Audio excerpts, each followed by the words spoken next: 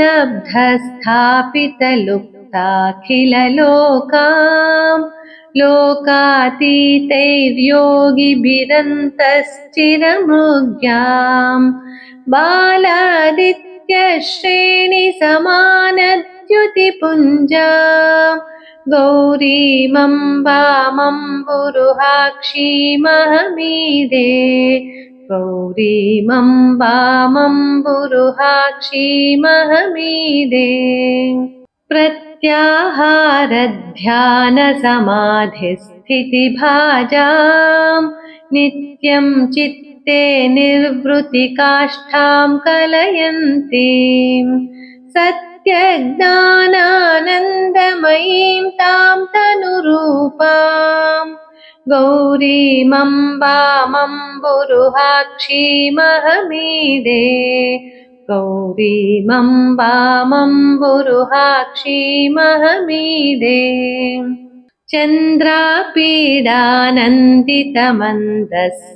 चन्द्रापीडानन्दितमन्दस्मितवक्त्राम् चन्द्रापीडालङ्कृतनीलालकभाराम् इन्द्रोपेन्द्रार्गर्चितपादाम्बुजयुग्माम् गौरीमम्बामम्बुरुहाक्षीमहमीदे गौरीमम्बामम्बुरुहाक्षीमहमीदे आदिक्षान्तामक्षरमूर्त्या विलसन्तीम् भूते भूते भूतकदम्बप्रसवेत्रीम् शब्दब्रह्मानन्दमयीं तां तटिदाभाम् गौरीमम्बामम्बुरुहाक्षीमहमीदे गौरीमम्बामम्बुरुहाक्षीमहमीदे मूलाधारारुत्थितवीथ्या विधिरन्ध्रम् सौरं चान्द्रं व्याप्य विहारज्वलिताङ्गीम् येयं सूक्ष्मात् सूक्ष्मतनुस्तां सुखरूपाम् गौरीमम्बामम्बुरुहाक्षीमहमीदे गौरीमम्बामम्बुरुहाक्षीमहमीदे नित्यशुद्धो निष्कलयेको जगदीशः साक्षी यस्यासर्गविधौ संहरणे च विश्वत्राणक्रीडनलोलां शिवपत्नीं गौरीमम्बामम्बुरुहाक्षीमहमीदे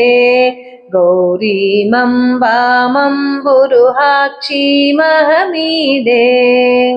यस्या कुक्षौ लीनमखण्डं जगदण्डम् भूयो भूय प्रादुरभूदुत्थितमेव पत्या सार्धं ताम्रजटाद्रौ विहरन्तीम्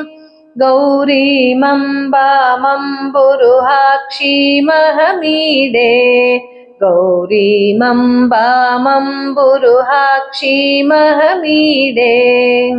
यस्यामोतं प्रोतमशेषं मणिमाला सूत्रे यद्वत् क्वापि चरं चाप्यचरं च तामध्यात्मज्ञानपदव्यागमनीयाम् गौरीमम्बामम्बुरुहाक्षीमहमीदे गौरीमम्बामम्बुरुहाक्षीमहमीदे नानाकारैः शक्तिकदम्बैर्भुवनानि व्याप्य स्वैरं क्रीडति येयं स्वयमेका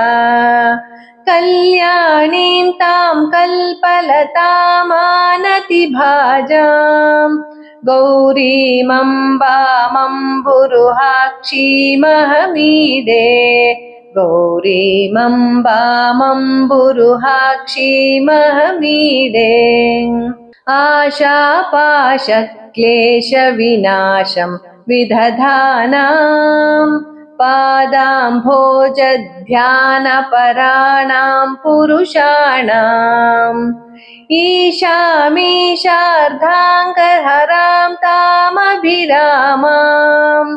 गौरीमम्बामम्बुरुहाक्षीमहमीडे गौरीमम्बामम्बुरुहाक्षीमहमीडे प्रातःकाले भावविशुद्धप्रणिधानात् भक्त्या नित्यं जल्पति गौरी दशकं यः वाचां सिद्धिं सम्पदमग्र्यां शिवभक्तिं तस्यावश्यं पर्वतपुत्री विदधाति तस्यावश्यं पर्वतपुत्री विदधाति।